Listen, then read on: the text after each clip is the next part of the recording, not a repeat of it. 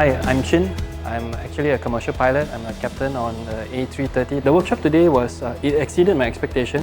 While there are many similarities in the theory aspect, the application is slightly different. What we do in commercial flying, there are very similar aspects such as the usage of checklists, the importance of doing pre-flight checks, pre-flight briefings, and also the post-flight duties.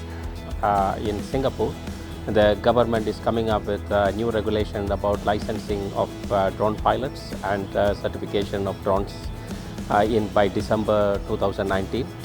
So looking at the immense opportunities in oil and gas sector and surveying, mapping, photography and the building checks, considering all these aspects, we are just getting prepared for the new opportunities coming up later this year.